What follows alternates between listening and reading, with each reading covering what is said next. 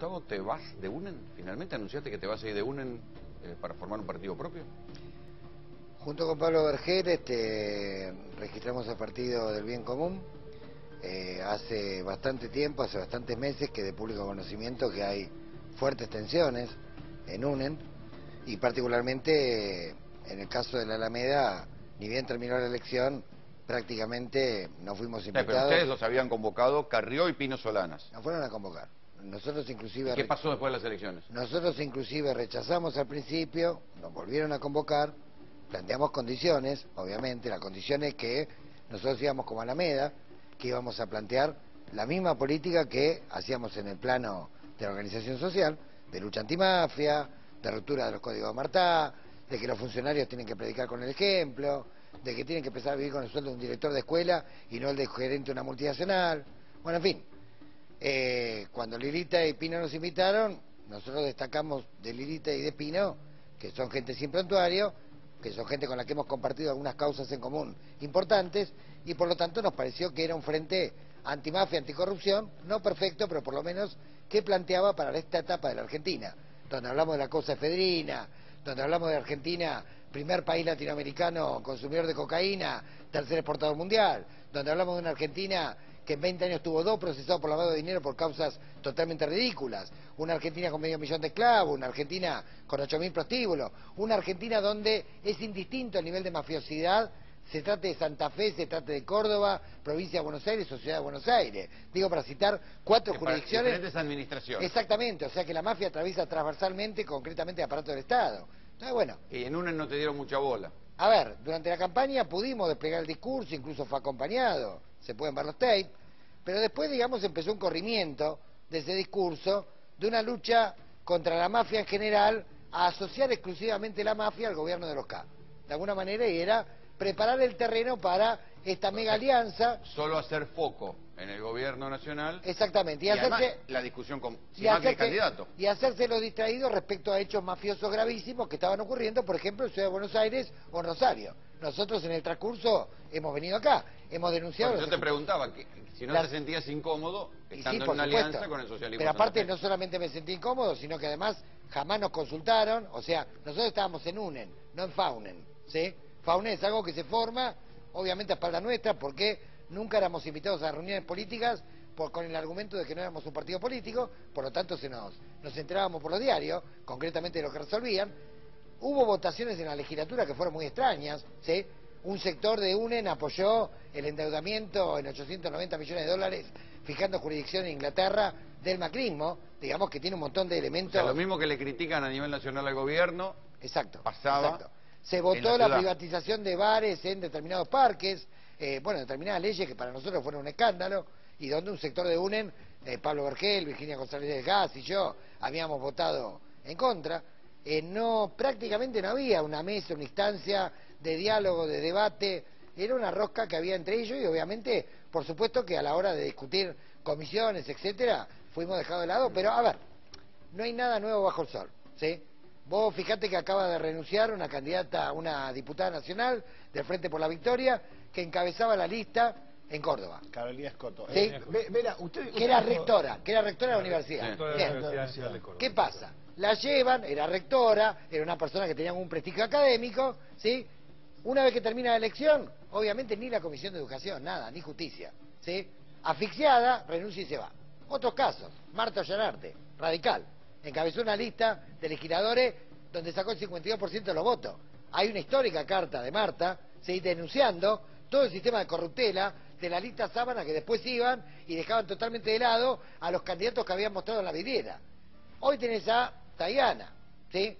¿Qué comisión preside Tayana? Te respondo, ninguna. ¿Qué comisión preside Petrella? Te respondo, ninguna. O sea que los primeros candidatos se utilizan de figurón y después los abrochan. ¿Con quién formo un bloque yo? Con la persona que encabezó el bloque Proyecto Sur en el año 2011, Pablo Vergel. ¿Sí? O sea, es la primera vez en la legislatura que hay un bloque de 2 cabezas de lista. Vera, le paso una pregunta. Usted dijo 500.000 de esclavos. El dato me llamó la atención. Sí. La pregunta es, ¿tantos? Si lo desagrego, creo que son más. ¿Y en qué sectores económicos? Bueno, en el sector principal, obviamente, es en la industria textil. tenés, la propia Cámara de Indumentaria reconoce que hay más de un 70% de informalidad dentro de la industria textil. Eufemismo para hablar de talleres clandestinos que los hemos denunciado por cientos judicialmente y públicamente. Hay más de 118 marcas denunciadas penalmente. Y después tenés en la agricultura, fundamentalmente la horticultura y la fruticultura. Ahí tenés el sector maduro del trabajo y lo infantil. Sí, por supuesto, sí. Pero hablando de trabajo esclavo, estrictamente, desde el punto de vista de la trata laboral, creo que la horticultura, fruticultura, Pero avícola, ¿llega a medio ladrilleras... millón? O sea, ¿pero llegan a medio millón en todo el país? Sí, por supuesto. En el caso de la industria indumentaria tenés más de 200.000 costureros trabajando en talleres clandestinos por abajo de... ¿Vos vas a hacer un partido propio? ¿Ese va a ser el partido que interprete lo que pide el Papa? El partido va a ser el partido del bien común. Y lo que vamos a plantear básicamente es que hay que volver a cuestiones de sentido común. El poder tiene que ser servicio. Concretamente, bueno, una de las cosas, por ejemplo, anecdótica, ¿no? Pero que más escándalo o más rispidez provocó de entrada, ni bien asumimos, es que yo cumplí con lo que había prometido. Publicar el recibo de sueldo, llamé a un escribano, doné el 60% del sueldo a organizaciones del bien común y dije, muchachos, hay que bajarse el sueldo a la categoría de un director de escuela. A todos les pareció un espanto. Bueno, segundo proyecto, de que no se atiendan en médicos, ¿sí? Que prediquen con el ejemplo y se atiendan a hospitales públicos, más escandaloso todavía. Bueno, a ver, en muchos países del mundo... ¿La legislatura tiene médicos? Médicos. ¿Médicos? Sí, se atiende en médicos. Pero la legislatura les ofrece médicos a los legisladores. Exactamente. Como parte del paquete salarial. Digamos. Para que no vayan a los hospitales, no sabía Exactamente, eso. exactamente. Por eso No van a estoy los preguntando. hospitales, exactamente. Sí, bueno. No es que cada uno tiene su obra social, su prepago pagado por su bolsillo, se lo otorga la legislatura. Exactamente.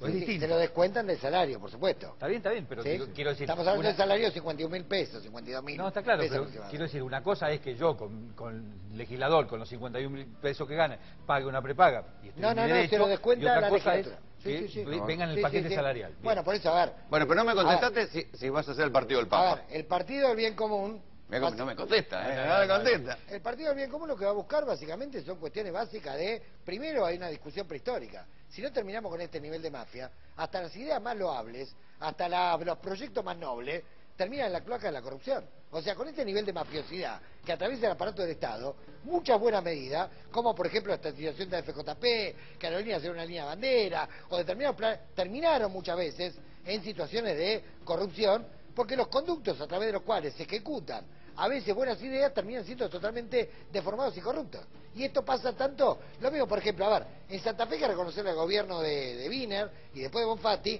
que mejoró bastante la salud y la educación, pero todo eso, digamos, después se empeora y todo eso termina después opacándose por la tremenda penetración del narcotráfico, del cual obviamente no son ajenos los gobiernos que designan 2 jefes policiales que terminan procesados. ¿Puedo decir que Lilita, que tiene ese discurso históricamente moral, es funcional a las mafias?